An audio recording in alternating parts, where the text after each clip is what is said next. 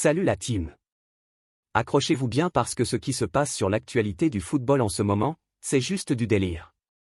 Entre un Olivier Giroud qui pourrait débarquer à Lille, la réponse de Xavi Alonso à Laporta, un échange totalement inattendu entre l'OM et la Roma, des révélations sur Cristiano Ronaldo, le retour en force de Tolisso sur le marché, et même une pépite sénégalaise qui fait craquer les clubs européens, le mercato s'enflamme dans tous les sens. Si tu aimes les vraies infos mercato, les coulisses des transferts et les petites bombes qui peuvent tout changer, t'es au bon endroit.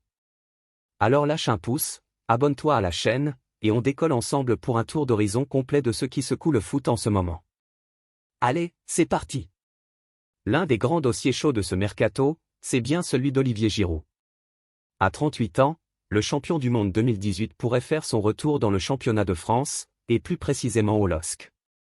Oui, vous avez bien entendu, le club nordiste veut attirer le buteur actuellement au Los Angeles FC.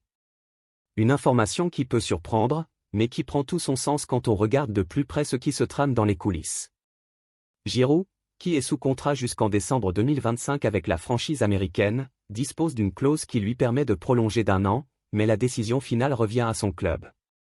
Et justement, avec l'élimination du LAF au mondial des clubs, les discussions vont s'accélérer entre le joueur et ses dirigeants pour déterminer la suite de son aventure. Mais ce qui rend ce dossier encore plus croustillant, c'est que du côté de Lille, on y croit vraiment. Olivier Létang, président du LOSC, ne cache pas son admiration pour Giroud. Il le décrit comme un joueur de très haut niveau, au parcours impressionnant depuis 2012, et surtout comme un homme aux valeurs humaines exemplaires. Pour lui, Giroud coche toutes les cases, expérience, exigence, mentalité, leadership, bref, un profil idéal pour encadrer un groupe ambitieux. Même si officiellement, Létang reste prudent en expliquant qu'un transfert paraît compliqué car le joueur est sous contrat, en interne, les discussions avancent. Le LOSC serait même prêt à lui proposer un contrat d'1 an, avec une saison en option. De son côté, Giroud ne serait pas insensible à cette approche. Il aime le projet lillois, et pourrait être tenté par un retour en Ligue 1, sous les ordres de Bruno Genesio, qu'il apprécie particulièrement. Affaire à suivre de très près, car ce transfert pourrait bien être l'un des gros coups de l'été. Mais Lille n'est pas le seul club français à faire parler de lui sur le marché des transferts. Du côté de la Canebière, l'OM prépare un échange qui a de quoi faire trembler les supporters. Selon les médias italiens, Marseille discute avec l'AS Roma d'un deal qui enverrait Ismaël Koné en Serie A, et ferait venir Evan Ndika dans le sud de la France. Un échange qui semble déséquilibré à première vue, tant la valeur du défenseur ivoirien est supérieure à celle du jeune Canadien. Mais il faut savoir que le nouveau directeur sportif de la Roma, Frédéric Massara, est un grand fan de Koné depuis qu'il l'a observé à Rennes.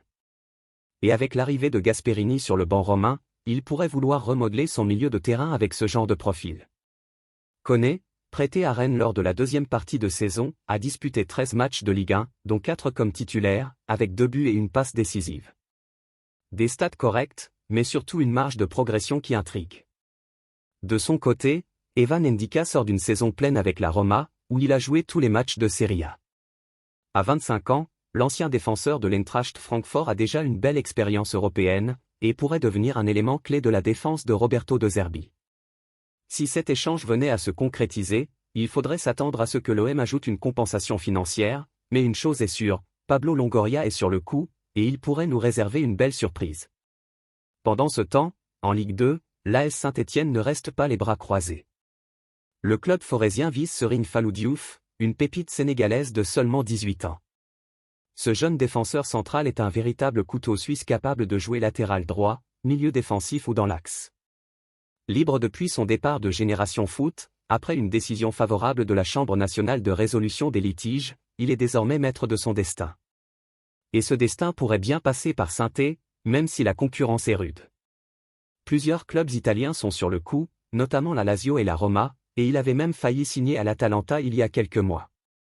Mais l'AS croit à ses chances. Ce serait un sacré coup pour un club relégué, mais qui montre qu'il reste attractif grâce à son histoire et son projet. Et que serait un tour d'horizon du mercato sans évoquer l'inévitable duel entre le Real Madrid et le FC Barcelone? Cette semaine, c'est Joan Laporta qui a lancé une pique en comparant la philosophie des deux clubs. Selon lui, Madrid mise tout sur le recrutement, tandis que le Barça reste fidèle à sa tradition formatrice avec la Masia. Des propos qui n'ont pas manqué de faire réagir, et c'est Xavi Alonso qui a répondu. L'actuel entraîneur du Real Madrid a choisi l'apaisement, mais avec des mots bien pesés. Il rappelle que le Real aussi a un vrai attachement aux valeurs de liberté et de démocratie, et que l'idée de pouvoir ne se limite pas à un seul club. Une manière élégante de remettre les pendules à l'heure, sans alimenter la polémique. Pas de confrontation directe entre les deux géants au mondial des clubs cette fois, mais la rivalité est toujours bien présente, même en dehors du terrain. Enfin, parlons de Cristiano Ronaldo. Alors qu'il s'apprête à fêter ses 40 ans, beaucoup se demandaient s'il allait tirer sa révérence. Eh bien la réponse est non. CR7 va prolonger son contrat avec Al Nassr. Selon Fabrizio Romano, tous les documents sont en cours de finalisation, et la signature est imminente. Arrivé en Arabie Saoudite en janvier 2023, Ronaldo a changé la donne. Il a boosté la visibilité du championnat, attiré d'autres stars, et donné une nouvelle dimension au projet saoudien. Malgré quelques frustrations liées à l'absence de titre, il reste la figure centrale de son club, et continue d'afficher une motivation impressionnante. Une prolongation d'1 an de plus, et un nouveau défi pour le quintuple Ballon d'Or. Et on termine avec l'OL et le cas Corentin Tolisso. De retour à Lyon en 2022 après 5 ans au Bayern Munich, le milieu de terrain a vécu 2 premières saisons en demi-teinte. Mais cette année, il a retrouvé son meilleur niveau. Auteur de 10 buts et 9 passes décisives en 45 matchs, il a rappelé à tout le monde pourquoi il avait été champion du monde en 2018. Des performances qui ont attiré l'œil de plusieurs clubs, notamment en Turquie. Beşiktaş prépare une offre sous forme de prêt avec option d'achat obligatoire, mais Lyon pourrait refuser ce type de deal.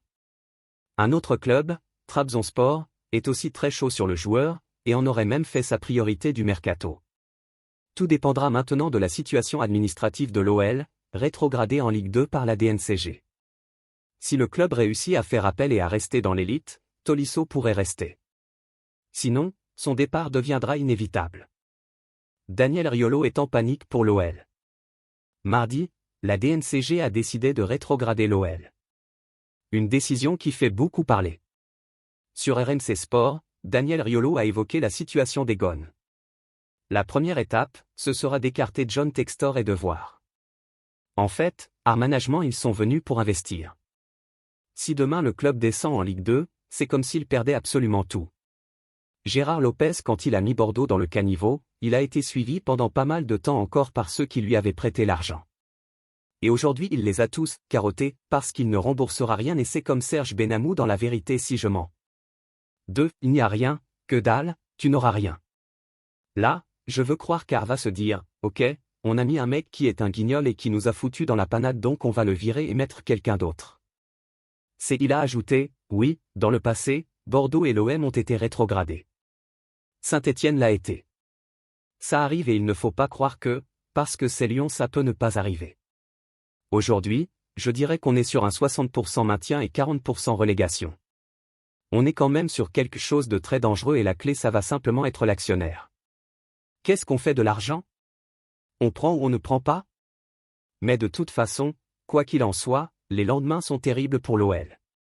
Ça veut dire que tu ne vas pas avoir une équipe compétitive tout de suite, le centre de formation est en retrait parce qu'il n'est plus aussi bon qu'avant. De toute façon, ça ne sent pas bon pour l'OL même si tu les maintiens, même s'ils se maintiennent en Ligue 1. C'est ça la vraie catastrophe, c'est que rien ne va, tu as un stade qui est beaucoup trop grand, tu as une passion en berne, tu es dans un championnat qui ne va plus bien, tu n'as plus tellement de rentrée d'argent. C'est ça quoi? C'est que les supporters lyonnais, depuis des années, espéraient retrouver un peu le lustre des années 2000. Et là on n'est pas du tout dans ça. Avant même de penser à la rétrogradation qui serait la catastrophe absolument ultime. De toute façon, si tu restes en Ligue 1, tu y restes de façon un peu anonyme. On en saura plus très vite. Exactement ce qu'il s'est passé à Lille. Et le club va retrouver de la valeur. Un club de Liga prend des renseignements sur Lovro Maggé. Du haut de ses 27 ans, Lovro Maggé sort d'une saison compliquée en Bundesliga, avec seulement 9 rencontres disputées, dont 3 en tant que titulaire seulement. La faute à des blessures à répétition qui sont venues gâcher son exercice 2024/2025. L'ancien meneur de jeu du Stade Rennais cherchera donc à se relancer cette saison, et il pourrait le faire en Espagne. Selon nos informations, Villarreal a appelé l'écurie allemande pour prendre des renseignements sur Maggé et connaître les conditions d'un éventuel transfert. Qualifié pour la prochaine Ligue des Champions, le sous-marin jaune prépare un projet ambitieux, ayant déjà recruté la pépite Alberto Molero, et pourrait donc offrir le Croate à Marcelino. Voilà les gars, vous l'avez vu, le mercato est déjà en ébullition alors qu'on est qu'au début de l'été. Dites-moi en commentaire ce que vous pensez de ces rumeurs, quels transferts vous aimeriez voir se concrétiser, et surtout, qui devrait bouger selon vous. Pensez à aimer la vidéo si elle vous a plu, à vous abonner si ce n'est pas encore fait, et on se retrouve très vite pour une nouvelle dose de foot. Ciao la team!